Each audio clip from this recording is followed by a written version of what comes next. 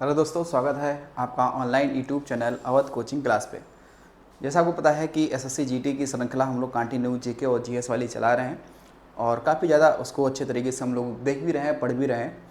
तो आज हमारा जो शिफ्ट होगा वो होगा 11 जनवरी 2022 का। शिफ्ट कौन सा होगा? फर्स्ट होगा। ठीक है, कौन सा होगा? फर्स्ट होगा। तो चलिए देखते हैं आज के हमारे क्या क्वेश्चन भाई पिछले साल पूछे गए थे। लिखा हुआ कैल्शियम कार्बोनेट का एक रासायनिक सूत्र क्या है? कैल्शियम कार्बोनेट का रासायनिक सूत्र पूछ रहा है, इसमें आपका क्या है? CaCO2, CaCO4, CaO, CaCO3। Calcium carbonate की है ना, तो ये देखो, ये जो है आपका कैल्शियम कार्बोनेट, इसे कहते हैं। ठीक है, ये जो आपका है इसे हम लोग बोलते हैं कैल्शियम ऑक्साइड, कैल्शियम ऑक्साइड। क्या बोलते हैं? Calcium oxide, calcium oxide. अच्छा, इसे ही हम लोग बोलते हैं बिना बुझा हुआ चूना। इसे ही क्या कहते हैं? बिना बुझा हुआ चूना। ठीक है, बिना बुझा हुआ चूना। ठीक है, अच्छा, जो आपका ये है कैल्शियम हाइड्रोक्साइड, इसे कहते हैं बुझा हुआ चूना। इसे क्या बोलते हैं? बुझा हुआ चूना। इसे वो क्या बोलते हैं? बुझा हुआ चूना कहते हैं। ठीक है, चलिए अगला क्वेश्चन देखिए। एक बजट दस्तावेज जो किसी विशेष वित्तीय वर्ष के लिए सरकार की राजस्व प्राप्तियों और राजस्व व्यय से संबंधित होता है, उसे क्या कहते हैं? पूंजीगत बजट, शून्य बजट, राजस्व बजट, दीर्घकालिक बजट। तो अब देखो, जाहिर सी बात है, यहाँ कह रहा है कि आय व्यय का जो भाई ब्यौरा है उसे क्या कहेंगे? तो राजस्व बजट ही तो कहेंगे। क्या बोलेंगे? राजस्व बजट ही कहेंगे। अगला है कि फीफा विश्व कप 2022 की मेजबानी किसने की है? स्पेन, जर्मनी, ब्राज़ील या कतर? तो ये तो कतर में हुआ था। कहाँ हुआ था? कतर में हुआ था। ये 2022 की बात कर रहा है। तो अगर जो हम लोग बात करते हैं कि अगर फीफा जो आपका वर्ल्ड कप है, फुटबॉल वाला वर्ल्ड कप भाई प्रत्येक 4 सालों में होता है, तो 2026 वाला कहाँ होगा? 2026 वाला, 2026 का आयोजन ये कहाँ पे होगा? तो ये 3 जगहों पे होगा। एक इसमें होगा USA होगा, प्लस इसमें कनाडा होगा। कौन होगा? कनाडा होगा। और तीसरा इसमें एक देश भाई मैक्सिको भी होगा। कौन होगा? मैक्सिको होगा। तो ये 3 देशों क्या करेंगे? मेज़बानी करने वाले हैं। ठीक है, ये 3 देश क्या करने वाले हैं? मेज़बानी करने वाले हैं। अच्छा, फिर इसके बाद में एक सवाल और भी ध्यान रखिएगा कि वैसे ये ठीक है, फीफा जो है एक संगठन है जो फुटबॉल कराती है अंतर्राष्ट्रीय स्तर पर। ठीक है, तो ये जो फीफा है इसकी स्थापना कब हो रही है? 1904 में हो रही है। ठीक है, मुख्यालय कहाँ पे है? तो ये है ज्यूरिक। कहाँ पे है? ज्यूरिक। और ज्यूरिक कहाँ पड़ता है? तो ये पड़ता है स्विट्जरलैंड में पड़ता है। कहाँ पड़ता है? स्विट्जरलैंड में पड़ता है। अब देखो, जो फीफा वर्ल्ड कप है ये क्या करती है? फुटबॉल प्रतियोगिता कराती है। क्या कराती है? फुटबॉल प्रतियोगिता कराती है। ठीक है, फीफा क्या करती है? ये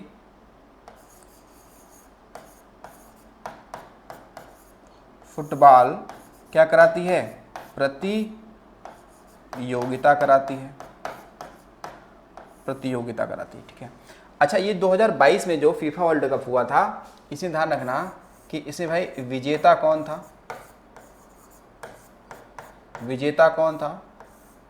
और इसका उप विजेता कौन था? उप विजेता कौन था?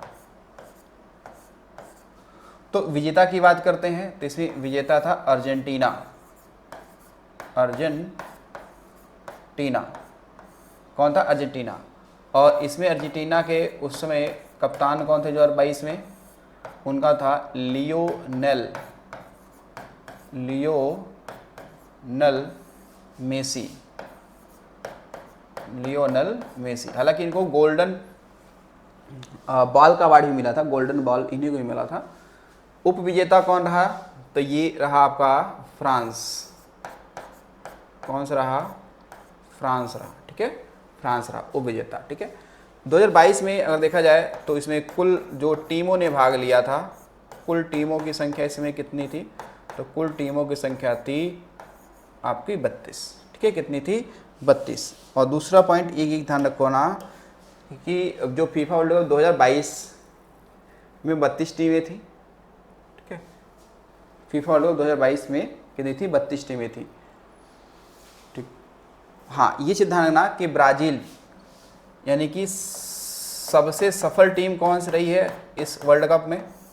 सबसे सफल टीम कौन रही है?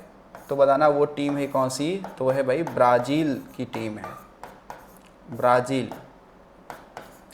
यानी कि ये वर्ल्ड कप वो 5 बार जीत चुका है भाई। कितनी बार? 5 बार जीत चुका है। हमारे भारत में आप देखेंगे तो पश्चिम बंगाल जो है ना, पश्चिम बंगाल में एक क्या मोहन बागान क्लब है, जो कि फुटबॉल का ही क्लब है, जो भारत और एशिया की पहली ये फुटबॉल क्लब थी, मोहन बागान क्लब। तो वो भारत की टीम है।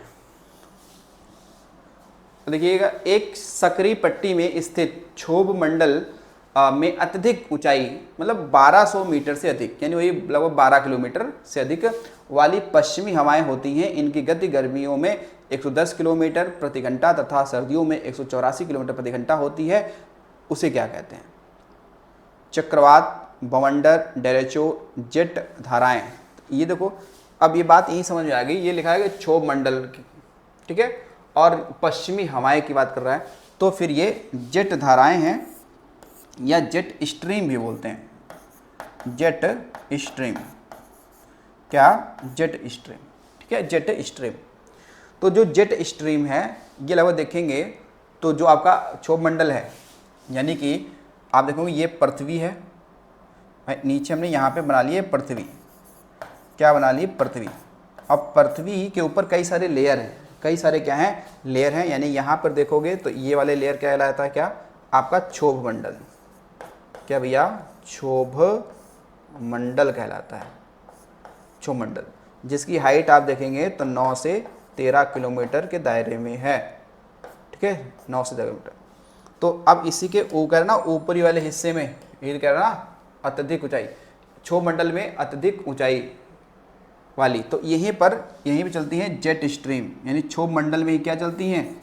यहाँ पे चलती हैं जेट स्ट्रीम, ये हवाएं चलती हैं, ठीक है, जेट स्ट्रीम जो पश्चिमी विक्षोभ के कारण, पश्चिमी जो हवाएं हैं ना, पश्चिमी विक्षोभ हवाएं, उसकी वजह से चलती हैं। क्षोभ मंडल में ही सबसे ज़्यादा क्या होता है? मानसूनी घटनाएं होती हैं, या फिर हम लोग ये कह सकते हैं कि अत्यधिक इसमें नुकसान होता है, वर्षा, तटी झंझावट, ये सब कुछ होता है। इससे ऊपर अगर आप चलेंगे तो यहाँ पर मिलेगा, ये वाला मंडल मिलेगा आपका समताप मंडल, समताप मंडल, ठीक है। समताप मंडल जिसे हम लोग बोलते हैं, उसे हम लोग, जो समताप मंडल है इसे हम लोग क्या बोलेंगे? इसे हम लोग कहेंगे स्ट्रेटोस्फेयर, जो नीचे वाला इसे ट्रोपोस्फेयर कहते हैं।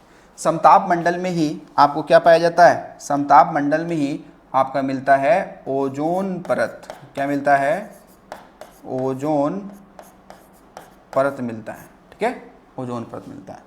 जब इसके और ऊपर चलेंगे यहाँ पर, तो यहाँ मिलेगा आपका मध्य मंडल। क्या मिलेगा? मध्य मंडल, या इसे कहते हैं मीजोस्फेयर। क्या कहते हैं? मीजोस्फेयर। ये क्या होगा? सबसे ठंडा, यानी कि क्या होगा यहाँ पे? ये सबसे ठंडा मंडल होगा, सबसे ठंडा मंडल होगा, ठीक है, यहाँ पे। और यहीं पे क्या होते हैं? कैसे? तारों का टूटना, तारों का टूटना या जलना, यहीं पे आपको तारे टूटते हैं, यानी आपको दिखाई पड़ते हैं, ठीक है। फिर उसके बाद में इसके ऊपर और चलेंगे तो ये मिलेगा आपको आपका आयन मंडल। क्या मिलेगा? आयन मंडल। आयन मंडल में ही आपके क्या होते हैं? आयन मंडल में आपको यहाँ पे देखो आपके लगते हैं सैटेलाइट भाई, क्या लगते हैं, सैटेलाइट लगाए जाते हैं आयनमंडल में, ठीक है ना। यहाँ पर आयनीकृत जो हवाएं हैं आयनीकृत हो जाती हैं, ठीक है ना, चार्जेबल कण होते हैं, प्लस में चार्जेबल कण होते हैं, ठीक है, यहीं पर होते हैं। और इसके ऊपर चलेंगे तो ये वाला जो हिस्सा ऊपर मिल जाएगा वो मिलेगा बहिर्मंडल का, बहिर्मंडल का मिलेगा, एक्सोस्फीयर, ठीक है। उसके बाद में यहाँ पे क्या आ जाएगा, ऊपर स्पेस आ जाएगा, यानी अंतरिक्ष आ जाता है। तो जेट हवाएं ध्यान रखेंगे। आगे वाला क्वेश्चन है हमारा कि मोहन बागान एथलेटिक्स क्लब किस शहर में स्थित है। देखो आगे भी सवाल बोल रहे थे, बुलंदशहर, लखनऊ, कोलकाता, जयपुर। तो ये कहाँ पे है, तो ये है कोलकाता। तो जो मोहन बागान क्लब है ये क्या है, एक ध्यान रखना, फुटबॉल से क्या है, संबंधित है, ये संबंधित।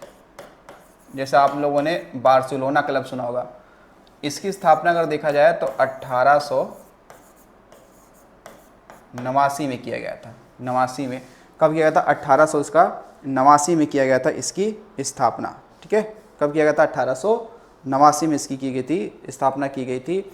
और जो भूपेंद्र नाथ बोस हैं उनके द्वारा, भूपेंद्र नाथ बोस के द्वारा, किसके द्वारा, भूपेंद्र नाथ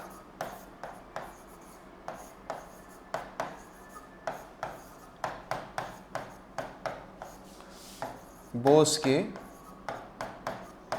द्वारा, ठीक है। अब जो मोहन बागान क्लब है ये भारत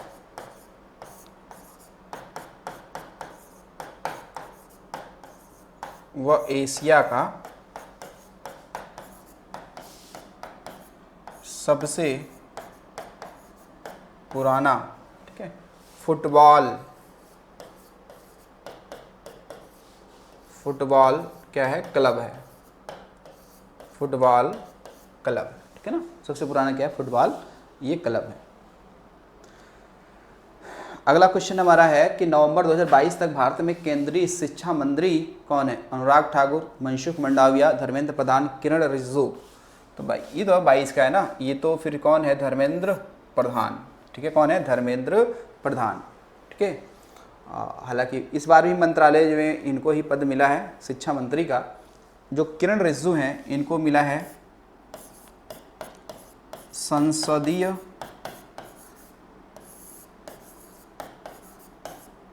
कार्य व अल्पसंख्यक कल्याण मंत्री, ये ठीक है ना, इनको मिला। मनसुख मंडाविया देखो पहले ये क्या थे, स्वास्थ्य मंत्री थे, लेकिन अभी देखा जाए तो जो आपके जेपी नड्डा हैं, जेपी नड्डा, ये क्या है आपके स्वास्थ्य मंत्री हैं,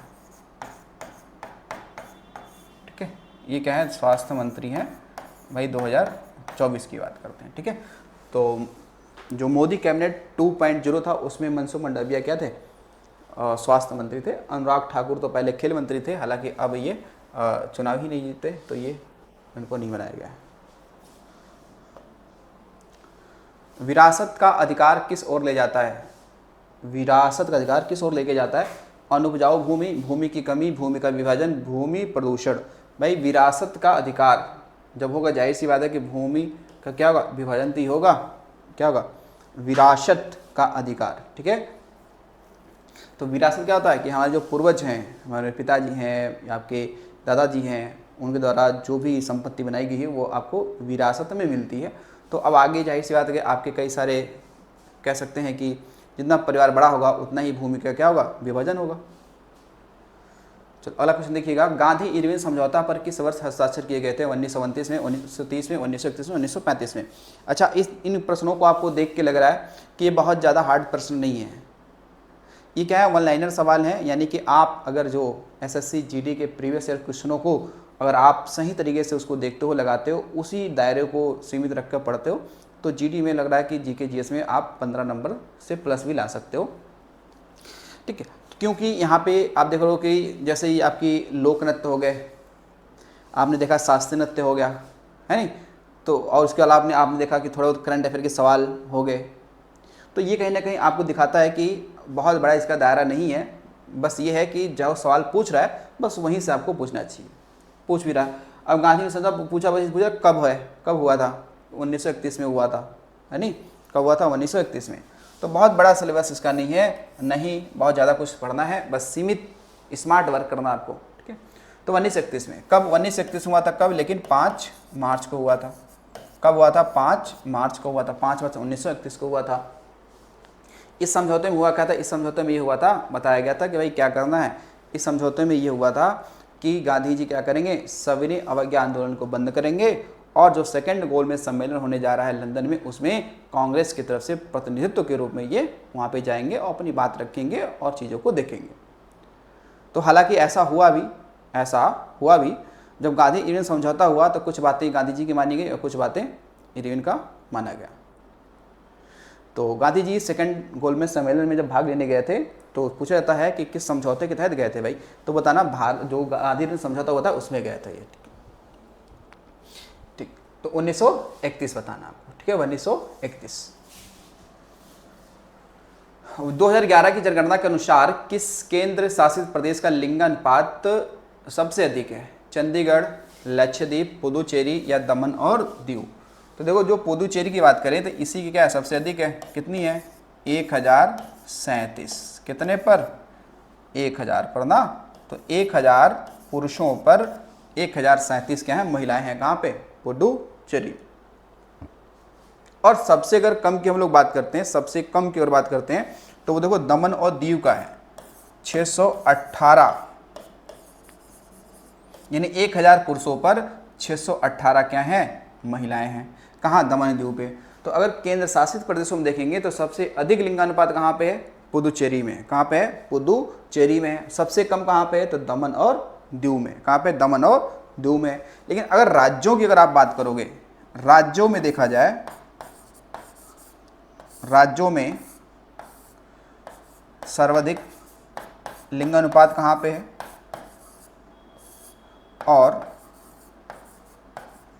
न्यूनतम कहाँ पे है, सर्वाधिक और न्यूनतम। तो देखो सर्वाधिक की बात जब करेंगे तो सर्वाधिक तो है केरल में।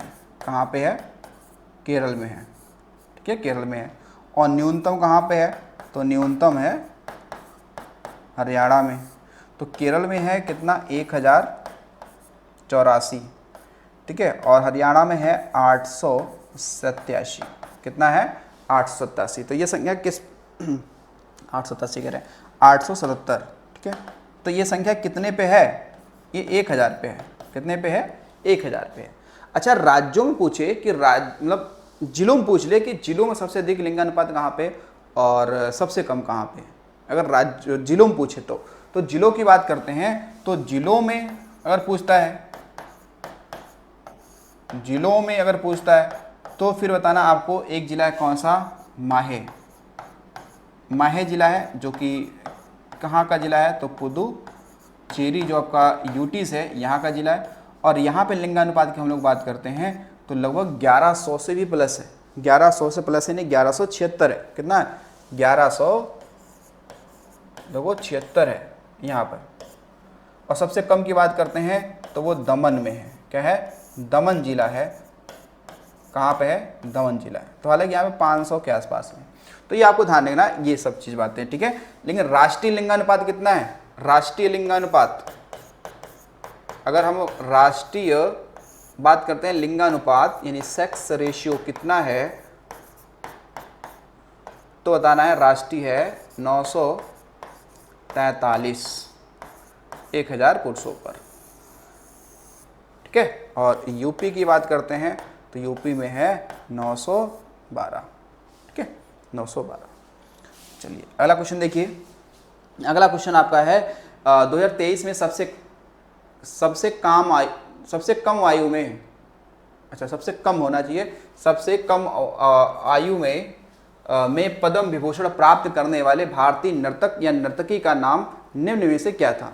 सोनल मानसिंह, केलूचरण महापात्र, उदय शंकर, पंडित बिरजू महाराज। तो यह है सोनल मानसिंह, ठीक है, सोनल मानसिंह, इनका संबंध किससे, इनका संबंध है देखो ओडिसी से, इनका नृत्य ज़्यादा लगाना, ओडिसी, और दूसरा भरतनाट्यम,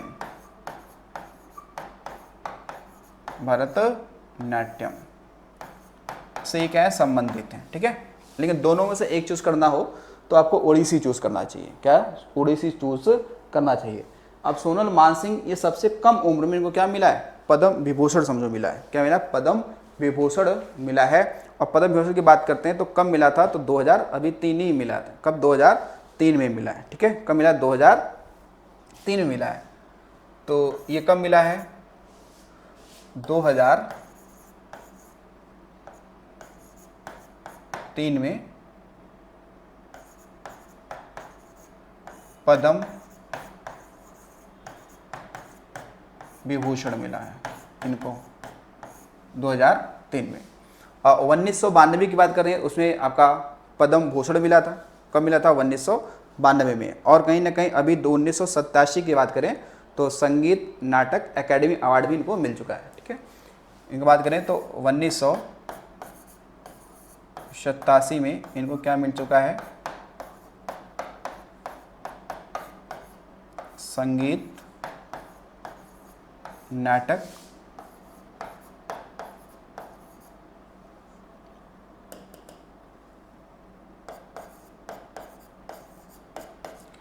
एकेडमी पुरस्कार भी इनको मिल चुका है। और 1992 की बात करते हैं तो 1992 में इनको क्या मिल चुका है, तो पद्म भूषण भी मिल चुका है, पद्म भूषण इनको मिल चुका है। उदय शंकर को ध्यान रखना, उदय शंकर को आधुनिक मतलब कह सकते हैं कि भारत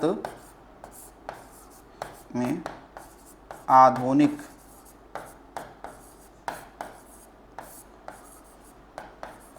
नृत्य के ये जनक माने जाते हैं, ठीक है। पंडित बिरजू महाराज की बात करते हैं तो पंडित बिरजू महाराज का संबंध किससे है, कथक शास्त्रीय नृत्य से, कथक से।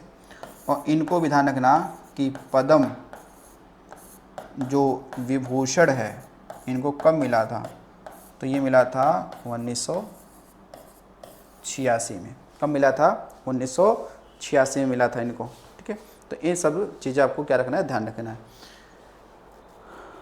तो केलुचरण महापात्र इनका संबंध वैसे ओडिसी नृत्य से है, किससे, ओडिसी नृत्य से। अगर ये पूछ ले इनका संबंध किससे है, तो इनका संबंध है ओडिसी नृत्य से, ओडिसी शास्त्रीय नृत्य से इनका संबंध। चलिए 11 नंबर देखिए, 11 नंबर क्वेश्चन देखिए, भारतीय संविधान में अंतिम अनुच्छेद को संख्या दी गई है। अब भाई मतलब कितने अनुच्छेद हैं ये कह रहा है, भारतीय संविधान में अनंतिम अनुच्छेदों को संख्या डैश डैश दी गई है मई 2022 तक प्राप्त जानकारी के अनुसार, ठीक है। कितनी है यहाँ पे देखो, तो वैसे देखा जाए अंतिम की बात करते हैं तो ये कितने हैं, तो ये है 395, कितने हैं, 395, क्योंकि भाई उससे अनुच्छेद कम तो नहीं हो सकते, अनुच्छेद बढ़ेंगे ही बढ़ेंगे, कम होने का चांस ही नहीं है। तो फिर 395 होगा, क्योंकि 95 सब नीचे संख्या कम ही है। चीनी उद्योग के लिए प्राथमिक कच्चा माल डैश डैश है, क्या है, सेब है, रासायनिक स्वीटर्स है, शकरकंद है, गन्ना है। तो इसमें सही है गन्ना, गन्ना ही तो क्या है, प्राथमिक कच्चा माल है। भाई गन्ने से तो चीनी मिलेगी, हालांकि मिलने के लिए और चीज़ें मिल सकती है, लेकिन मेरे मानना है, मैंने पढ़ा या समझा देखा है कि विश्व के लगभग 80% चीनी के उत्पादन में गन्ने का प्रयोग होता है कच्चे माल में, ठीक है। तो गन्ना, तो गन्ना जो गन्ना है ना भैया, ध्यान रखना, गन्ना से कह सकते हो कि यहाँ पे सुक्रोज, कौन सा, सुक्रोज शर्करा प्राप्त होती है, ठीक है, जिसे हम लोग टेबल शर्करा कहते हैं। क्या बोलते हैं, टेबल शर्करा भी कहते हैं। तो ध्यान रखिए लगभग 80% चीनी गन्ने से बनती है, 20% में शकरकंद या फिर अन्य चीज़ें आ सकती हैं, चीज़ें उससे बनती हैं, ठीक है। अगला क्वेश्चन देखिएगा, किस विटामिन को थायमीन के नाम से जाना जाता है, vitamin B1, vitamin B3, vitamin B12, vitamin B2। तो थायमीन तो यही है ना, विटामिन B1। भाई B2 का वो राइबोफ्लोविन, राइबोफ्लोविन ये कहते हैं।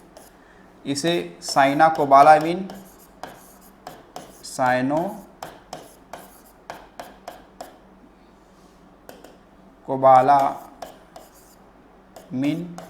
ये नाम देते हैं, ठीक है।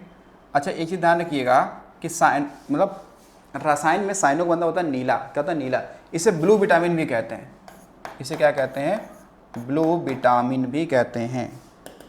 क्या बोलते हैं, ब्लू विटामिन कहते हैं, क्योंकि साइनो का मतलब होता है नीला, ठीक है, नीला होता है, ठीक है, होता है नीला होता है, ठीक है। उसके बाद देखो आपका जो विटामिन B3 है इसको नियासिन कहते हैं। क्या बोलते हैं इसे हम लोग नियासिन कहते हैं, ठीक है, नियासिन, ठीक है, नियासिन, ठीक है, नियासिन, इसे क्या बोलते हैं, नियासिन कहते हैं। तो कोबाल्ट आ जाए कि कोबाल्ट किसी पाया जाएगा, कोबाल्ट देखो कोबाला या कोबाला ये 12 में पाया जाएगा कोबाला, ठीक है। तो विटामिन जो आपका बी है ना, आपका विटामिन बी है, विटामिन बी है, इसे हम लोग कॉम्प्लेक्स विटामिन कहते हैं, कॉम्प्लेक्स विटामिन। क्योंकि 12 मतलब कई सारे ऐसे होते हैं ना, इसलिए कॉम्प्लेक्स विटामिन कहते हैं। बाकी विटामिन डी जो है होगा,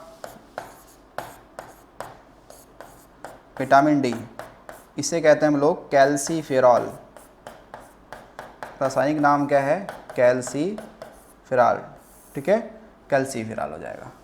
तो ये आपको इस पर विशेष रूप से ध्यान रखना है। तो विटामिन डी को हार्मोन्स विटामिन भी कहते हैं। क्या बोलते हैं, हार्मोन्स विटामिन भी कहते हैं। अक्टूबर 2022 में मेघालय के राज्यपाल के रूप में किसने शपथ ली थी, BD मिश्रा, तथागत राय, सत्यपाल मालिक, बनवारी लाल पुरोहित। तो देखो इसमें जो सही आंसर का है वो है थे BD मिश्रा। कौन थे, BD मिश्रा। कौन है, BD मिश्रा उस समय थे। अच्छा मेघालय के बिना कहता है, मेघालय के फेस्टिवल की बात करते हैं तो यहाँ पे देखो एक फेस्टिवल मनाया जाता है यहाँ पे, कौन सा, चेरी ब्लासम, टेरी ब्लाजम फेस्टिवल। चेरी एक पौधा होता है। इसके अलावा मेघालय में एक त्यौहार है वांगला, जिसे 100 ड्रमों वाला कहते थे, वांगला फेस्टिवल। इसके अलावा नोंग क्रेम फेस्टिवल, ये कहाँ, मेघालय का ही तो है तीनों। निम्नलिखित में से किस शास्त्रीय नृत्य रूप की शुरुआत 16वीं शताब्दी में वैष्णव संत महापुरुष शंकर देव द्वारा की गई थी, उड़ीसी, कुचिपुड़ी, मणिपुरी या सत्तरिया। तो ये है सत्तरिया, ठीक है, कौन सा, सत्तरिया। सत्तरिया बात करें, सत्तरिया को हम लोग बात करते हैं तो भैया 15 नवंबर सन 2000 को संगीत नाटक अकादमी द्वारा, ठीक है, भारत का 8वां व नवीनतम शास्त्रीय नृत्य का क्या दिया गया, दर्जा दिया गया, ठीक है, शास्त्रीय नृत्य का दर्जा दिया गया। ये 8वां है, कहाँ का है, तो असम का है, ठीक है। अंकिया नाट से विकसित माना जाता है, अंकिया नाट से इसका विकसित माना जाता है। अब मणिपुरी कहाँ है, तो ये मणिपुर में है। तो आपको पता होना चाहिए कि पूर्वोत्तर भारत के 2 शास्त्रीय नृत्य हैं, एक मणिपुरी और सत्तरिया। सत्तरिया असम में है। तो मणिपुर का है, मणिपुरी शास्त्रीय नृत्य से संबंध रखते हैं झावेरी बहनें। आज नृत्य प्रमुख नृत्यांगना झावेरी बहनें, कौन है, झावेरी बहनें। इसमें नाम है, एक का नाम है नैना, दर्शना, रंजना, सुवर्णा, ठीक है। तो ये 4 बहनें हैं जिनका संबंध किससे है, जिनका संबंध है मणिपुरी से। तो इसे बोलते हैं झावेरी बहनें का संबंध मणिपुरी से हो जाएगा, ठीक है। कुचिपुड़ी आपने देखा, रेड्डी जो आएगा उसमें, ओडिसी सोनल मान सिंह बहुत ही ज़्यादा फेमस, ठीक है। देश के राष्ट्रपति को उनके पद से हटाने डैश डैश के रूप में जाना जाता है, सेवाओं की समाप्ति, सेवाओं से स्वैच्छिक सेवानिवृत्ति, त्यागपत्र या महाअभियोग, ठीक है। तो देखो महाभियोग की प्रक्रिया राष्ट्रपति पर लगाया जाता है, वो अनुच्छेद कौन सा है, अनुच्छेद है 61। तो महाभियोग की प्रक्रिया हमने कहाँ से लिया है, तो यूएसए से लिया है। कहाँ से लिया है? यूएसए से लिया है। राष्ट्रपति को हटाने की प्रक्रिया।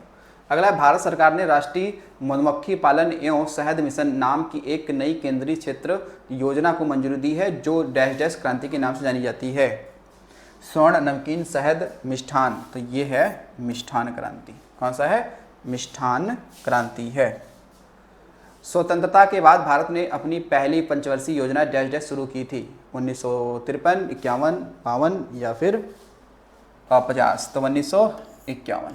ठीक है। तो पंचवर्षीय योजना कहाँ के मॉडल, किस मॉडल पर आधारित है? तो वो जो 5 ईयर प्लान जो है ये हमने USSR यानी कुल मिला के रूस से लिया है। ठीक है। इन्हें पंचवर्षीय योजना, ये रूस का कॉन्सेप्ट है। कहाँ कॉन्सेप्ट है? रूस का है। तो पहली पंचवर्षीय योजना कब से कब चली थी? तो पहली वाली चली थी, देखो वही फर्स्ट 5 ईयर प्लान, ये 1951 से लेके चला था 1956 तक चला था। जो आपका सेकेंड 5 ईयर प्लान था ये 1956 से 1961 तक चला था। जो थर्ड वाला है ये चला था 1961 से लेकर 1966 तक चला था। ठीक है, 1966 चला था। चौथी पंचवर्षीय योजना की हम लोग बात करते हैं तो बीच में देखो ब्रेक आ गया, बीच में ब्रेक हो जाए, योजना अवकाश पड़ गया ना, योजना अवकाश पड़ गया। इसके बाद चौथी जो पंचवर्षीय योजना है ये 1969 से 1974 के बीच चला था।